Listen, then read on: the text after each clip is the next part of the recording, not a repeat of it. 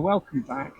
This is round 8 of the Southern League Open from Hillhead Cliffs. So you may have seen my last video, which was the SLO midweek, which was from this venue, and part of the reason I fished this match, that match, was a bit of practice for this one. That was a difficult match. There was only 24 fish caught between 28 people, and since then there's been a couple of other matches down here, and they've had the same result. So the big hounds don't seem to be around, but they could just turn up. That pack could just turn up. But for the recent matches, they haven't. So it could be down to scratching around again. The odd little bream. There was a few stingray last time. Little pups, little bass. Now tonight's a little bit different from the other matches because we've got a little bit of wind. And you probably can't see, even if I try to show you here. But the first sort of 50 yards of the water is really muddy, and that's where the waves are chewing up the bottom. Now, some species don't like that, so things like your smooth hounds, you're probably going to get past that into the clear water, and that's where the smooth hounds might be. But other species, they like that coloured water. Now, it makes it a bit darker, they'll come in a bit earlier, they'll rummage around, the waves are chewing up the bottom, which is digging up all the food. So I'm going to be fishing. I'm going to start off. I'll fish the clear water, see what's out there. But mainly tonight, I'm hoping that little bit of wind, those little bit of waves chewing up the bottom, is going to bring some of the smaller species in closer. And really, I'm looking at shoal bass and little eels, but we'll see. I would show you where we parked the car before we walked here tonight, but I don't have one of those military spec spies telescopes, so you can't actually see it. It's been a hell of a walk. They decided tonight, for reasons that they think this part of the beach will fish better. We've had a hell of a long walk. So let's find out. Let's see if they're right. So on the menu this evening, same as last time, we've got a pile of maddies. They're looking quite good this week. Got some blow lug and got some ragworm. Now, a lot of people have struggled this week because of little tides to get worm. Oh dear, how sad. But thank you, JJ, at Last Cast Saloon, for getting me the ragworm and the blow lug. And I went and dug the maddies myself this afternoon.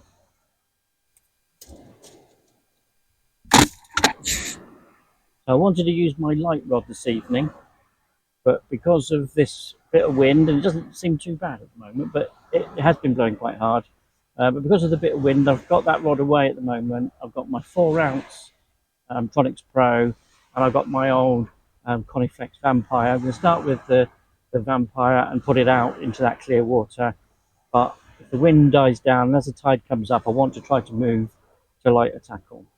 So to start with, I've got a 3-hook clip down, 40cm snoods with size 2 Camazans on. And then I'll move over later to a 3-hook flapper. Those snoods are about 60cm long, maybe a bit longer, with size 4s and size 6s. And that's when I'm hoping the maddies come into their own. We shall see. There's not much tide, so I'm starting off with a plain 4-ounce lead on the bottom of my 3-hook clip down. That's those size 2s. And at the moment I've got a mixture of ragworm and blow lug. See how that goes. So you can see behind me these mud cliffs, and you've got to be a bit careful around here because if it's a high tide and a bit rough, the water will come right up to those cliffs.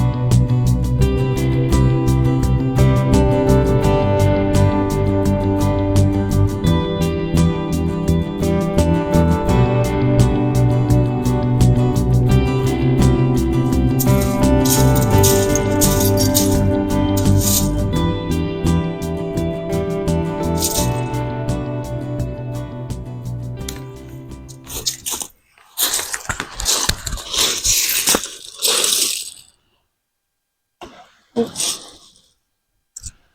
that second cast is a gilthead bream.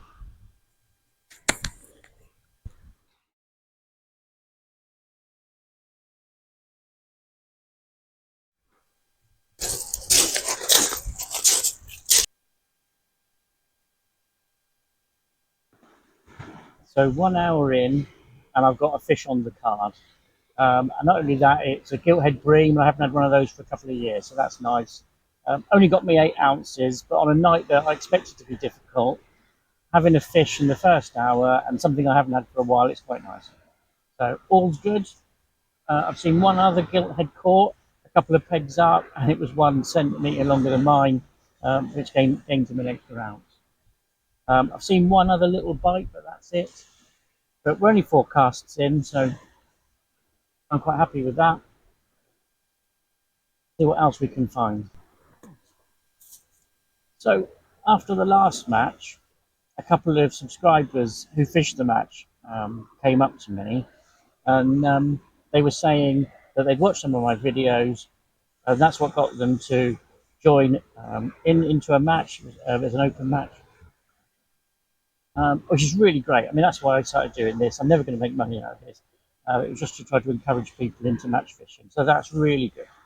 And then they said to me they'd watched a video from a month or so ago where I was struggling in the second half of the match and decided to do scratching tactics. You need to have that plan B, and be brave and scratch close in.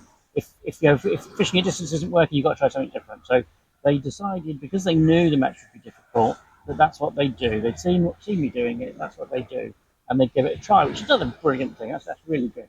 So I was really, really pleased to hear that. However, they both beat me.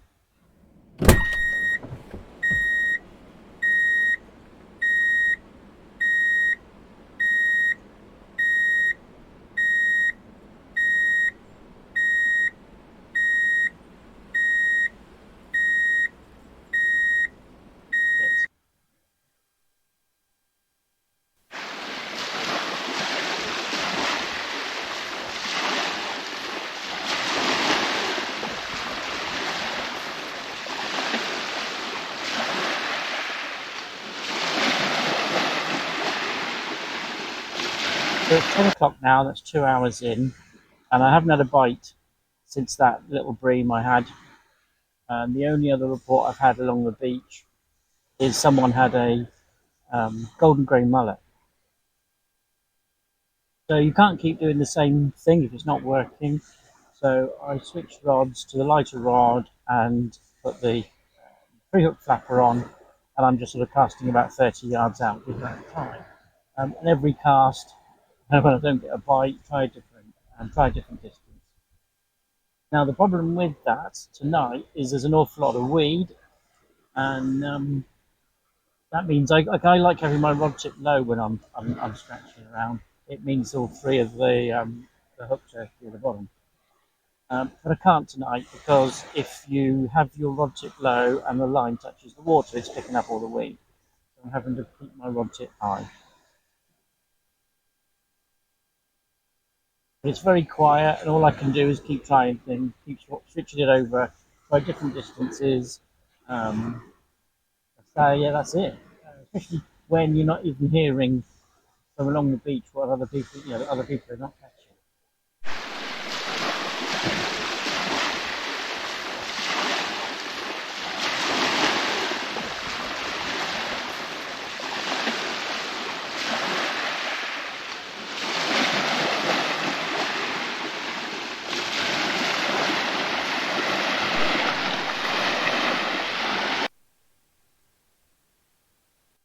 So Ian Dancy was talking to me at the, check-in when I drew my peg, and he said, "Oh, the problem with doing videos is it takes up so much of your time, and you should be concentrating on your fishing, you should be active with your fishing and so on. Um, you're not going to do so well if you're videoing." But well, the last few matches, I should have probably taken a page out of Tom Daly's book, and maybe I should have knitted some little bags for my reels or something, because I've got plenty of time between fish, if any fish at all, to do the video. And maybe next match I'll do a remake of The Longest Day or something. I've certainly got the time.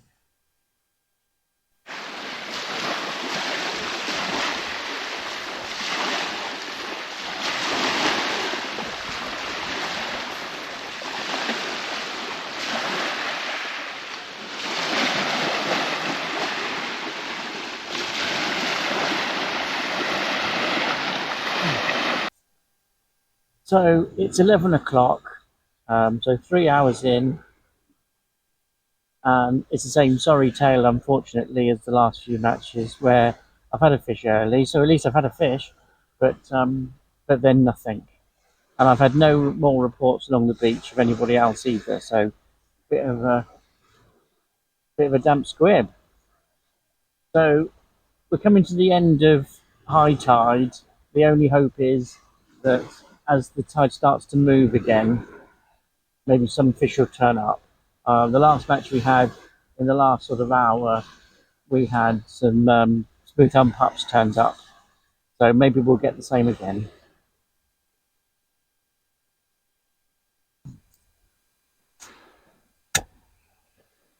So it's midnight now. And I've still not had anything else, even with the bit of tide movement that there is. I've gone back to fishing at distance, see if I can find anything out there.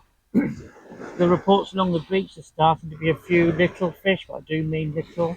The guy next to me has had a tiny little silver eel and a little tiny bass. And the guy next to him that had the bream earlier has had another one. There's a report of a stingray and a few more bream. But considering the number of people that are here, it's disappointing, isn't it? And what do you aim for? Because there's just nothing, there's no species coming in any numbers, so it's really difficult to know what to aim for. So I've just got to keep ringing the changes and see if I can find something. It's quite frustrating at the last few matches. I've started off reasonably well with a fish, before most other people have, and then I just can't find fish after that.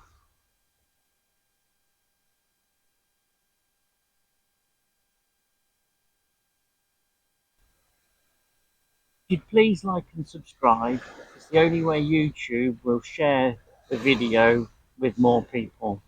So I'll try to put a button down here, but if I fail to do that, then you should better like and subscribe at the end. But it really helps. Thank you.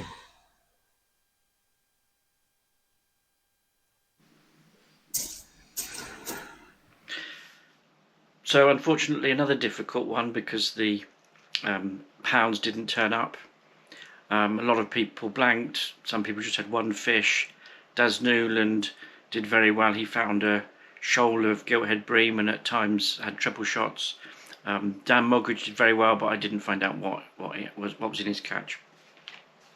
Like and subscribe, by the way. So to tell you where the league is at the moment, we've got Ben Arnold's at the top, quickly followed by Daz Newland and Joe Wells. That'll probably continue like that towards the end of the league. I'm currently just out of the top 20. I think I'm 22nd, and I'd really like to finish in the top 20 this year, so I need a couple of good results in the last few matches. So anyway, the results of this one.